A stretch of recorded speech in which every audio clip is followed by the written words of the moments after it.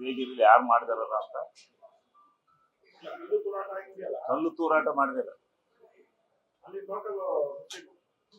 ಅವ್ರನ್ನ ಅವಹೇಳನ ಮಾಡಿರೋ ಒಂದು ಸಮುದಾಯದ ಗುಂಪು. ಈಗ ಭಾರತ ದೇಶ ಜಾತ್ಯತೀತ ರಾಷ್ಟ್ರ, ಸರ್ವ ಜನಾಂಗದ ಒಂದಾಗಿ ಈ ದೇಶವನ್ನ ಕಟ್ತೀವಿ, ಅಭಿವೃದ್ಧಿ ಪಡಿಸ್ತೀವಿ ಅಂತ ಹೇಳಿ ಬ್ರಿಟಿಷ್ನರಿಂದ ನಾವು ಸ್ವತಂತ್ರ ತಗೊಂಡಿದ್ವಿ. ಸ್ವತಂತ್ರ ತಗೊಂಡ ಮೇಲೆ ಇತ್ತೀಚೆಗೆ ಎಲ್ಲೋ ಒಂದ್ ಕಡೆ ಮತದಾರರನ್ನ ಓಲೈಕೆ ಮಾಡ್ಕೊಳ್ತಕ್ಕಂಥ ಕೆಲಸ ನಡೀತಾ ಇದೆ.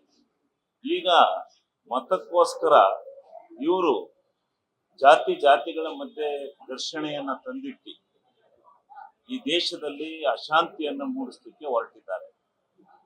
ಬಿಜೆಪಿ ಅವರಿಗೆ ಇನ್ನೇನು ಕೆಲಸ ಇಲ್ಲ ಮಾಡಕ್ಕೆ, ಕೆಲಸ ಇದ್ದಿದ್ರೆ ಕೆಲಸ ಮಾಡೋದು, ಅವ್ರದೇ ಹತ್ಕೊಂಡು ಉರಿತಾ ಐತೆ, ಅದನ್ನ ಶಮನ ಮಾಡ್ಕೊಳ್ಳೋದು ಬಿಟ್ಟು ಇವರು ಉದಯಗಿರಿಲಿ ಯಾರೋ ದುಷ್ಟರು ಅಶ್ಲೀಲವಾದಂತ ದೃಶ್ಯಗಳನ್ನ ಹಾಕಿದ್ರು.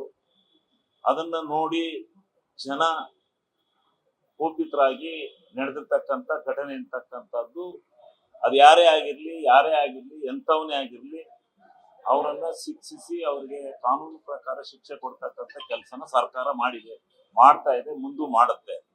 ಆದ್ರೆ ಇವರು ಆ ನಡೆದೋಗಿರ್ತಕ್ಕಂಥ ದುಷ್ಟರು ಯಾರ ಕೆಲಸ ಮಾಡಿದ್ದಾರೆ, ಪ್ರಜಾಪ್ರಭುತ್ವ ವ್ಯವಸ್ಥೆ ಒಳಗೆ ನಮ್ಮ ಸಂವಿಧಾನದಡಿ ನಾವೇನು ಬರ್ಕೊಂಡಿದೀವಿ, ಪ್ರತಿಯೊಬ್ಬರಿಗೂ ಸಮಾನ ಹಕ್ಕು, ಸಮಾನವಾದಂತ ವ್ಯವಸ್ಥೆಯನ್ನು ನಾವು ಮಾಡ್ತೀವಿ ಅಂತ ಹೇಳಿ ಮಾಡ್ಕೊಂಡಿದೀವಿ. ಅದನ್ನ ಬಿಟ್ಟು ಈ ಬಿಜೆಪಿ ಅವ್ರಿಗೆ ಇನ್ನೇನು ಕೆಲಸ ಇಲ್ಲ, ಬರೀ ಒಪ್ಪು, ಅದ್ರಲ್ಲಿ ಏನು ಸಿಗಲಿಲ್ಲ. ಆಮೇಲೆ ಈ ಉದಯಗಿರಿ ಇಟ್ಕೊಂಡಾರೆ. ಇವ್ರು ಹಿಂಗೆ ಎಲ್ಲಾ ಘಟನೆಗಳನ್ನ ಅಭಿವೃದ್ಧಿ ಕಡೆ ಕೊಡತಕ್ಕಂತ ಕೆಲಸನ ಮಾಡೋದಿಲ್ಲ. ಇವತ್ತು ಕೇಂದ್ರ ಸರ್ಕಾರ ರಾಜ್ಯ ಸರ್ಕಾರದ ಮೇಲೆ ಆರ್ಥಿಕವಾಗಿ ಹಿನ್ನಡೆಯನ್ನ ಮಾಡ್ತಕ್ಕಂಥ ದೃಷ್ಟಿನಲ್ಲಿ ಎಷ್ಟರ ಮಟ್ಟಿಗೆ ಅವರು ನಡ್ಕತಾ ಇದ್ದಾರೆ ಅಂದ್ರೆ, ಒಂದೇ ಒಂದು ಉದಾಹರಣೆ ಹೇಳ್ತೀನಿ. JJM ಅಂತಕ್ಕಂಥ ಒಂದು ಯೋಜನೆಯನ್ನ ಕೇಂದ್ರ ಮತ್ತು ರಾಜ್ಯ ಸರ್ಕಾರಗಳ ಒಕ್ಕೂಟದ ವ್ಯವಸ್ಥೆ ಒಳಗೆ ಮಾಡಿದ್ರು. ಅವರು 26,000 ಕೋಟಿ ರೂಪಾಯಿನ ನಮಗೆ ಕೊಡ್ಬೇಕಾಯ್ತು. ಆದ್ರೆ ಕಾರ್ಯಕ್ರಮಗಳನ್ನೆಲ್ಲ ಮಂಜೂರಾತಿ ಮಾಡಿ ಆದ್ಮೇಲೆ ಬೇರೆ 11,000 ಕೋಟಿ ರಿಲೀಸ್ ಮಾಡಿ ನಾಟಕ ಆಡ್ತಾ ಇದ್ದಾರೆ. 4,47,000 ಕೋಟಿ ಅನುದಾನ ತಗೊಂಡು, ನಮ್ಮ ಟ್ಯಾಕ್ಸ್ ತಗೊಂಡು ಇವತ್ತು ನಮಗೆ ಅದರಲ್ಲಿ ಎಷ್ಟು % ಬಿಡುಗಡೆ ಮಾಡ್ತಾ ಇದ್ದಾರೆ. ಎಲ್ಲ ಕೇಂದ್ರ ಸರ್ಕಾರದ ಮ್ಯಾಚಿಂಗ್ ಗ್ರಾಂಟ್ ಅಲ್ಲಿ ಏನ್ ಕ್ರಿಯಾ ಯೋಜನೆಗಳು ನಡೀತಾ ಇದ್ದೋ ಎಲ್ಲವನ್ನ ನಿಲ್ಲಿಸ್ತಕ್ಕಂಥ ಕೆಲಸ ಮಾಡಿದ್ದಾರೆ. ಈ ಬಿಜೆಪಿ ಅವರಿಗೆ ನಾಚಿಕೆ ಇದ್ರೆ ಮೊದಲು ಆ ಕೇಂದ್ರ ಸರ್ಕಾರ ರಾಜ್ಯ ಸರ್ಕಾರಕ್ಕೆ ಕೊಡಬೇಕಾಗಿರ್ತಕ್ಕಂಥ ಅನುದಾನವನ್ನ ಪ್ರಾಮಾಣಿಕವಾಗಿ ಕೊಡಿಸ್ಲಿ.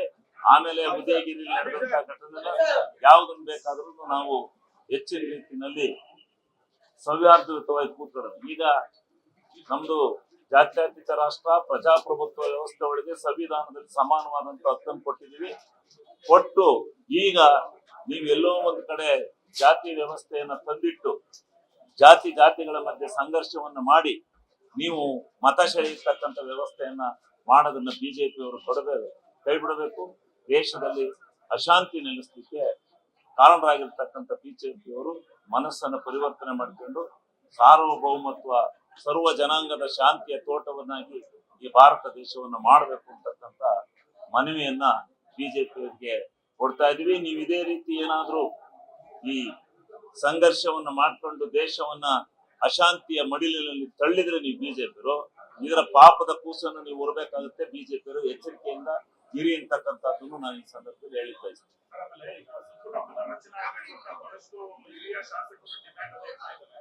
ಬಜೆಟ್ ಬಳಿಕ ಭಾರಿ ಹೈಕಮಾಂಡ್ಗೆ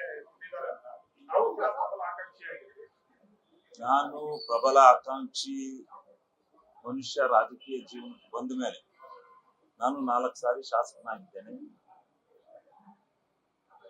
ಮಂತ್ರಿ ಆಗ್ಬೇಕು ಅಂತಕ್ಕಂಥ ಅಭಿಲಾಷೆ ಇದೆ, ಇಲ್ಲ ಅಂತ ಹೇಳಿ ನಾನು ಹೇಳೋದಿಲ್ಲ. ಆದ್ರೆ ಅದಕ್ಕೆ ಸಮಯ, ಸಂದರ್ಭ, ಕಾಲ ಕೂಡಿ ಬರಬೇಕು. ವರಿಷ್ಠರು ಮತ್ತೆ ಈ ರಾಜ್ಯದ ನಾಯಕರು ನನ್ಗೇನು ವಾಗ್ದಾನ ಕೊಟ್ಟಿದ್ದಾರೆ, 2ನೇ ಅವಧಿಗೆ ನಿನ್ನನ್ನ ಮಂತ್ರಿ ಮಾಡ್ತೀವಿ ಅಂತಕ್ಕಂಥ ಭಾವನೆ ನನ್ಗೇನು ಒಂದು ಮಾತನ್ನ ಕೊಟ್ಟಿದ್ದಾರೆ ಅದು ಸುಸಲಿತವಾಗಿ ಒಂದು ಒದಗೋವರೆಗೂ ಆಗೋವರೆಗೂ ನಾನು ಯಾವುದೇ ರಿಯಾಕ್ಷನ್ ಮಾಡೋದಿಲ್ಲ. ನಾನು ಪಕ್ಷ ಮತ್ತು ನಮ್ಮ ನಾಯಕರು ಹೇಳ್ತೀನಿ ಕೇಳ್ಕೊಂಡು ಹೋಗ್ತೇನೆ.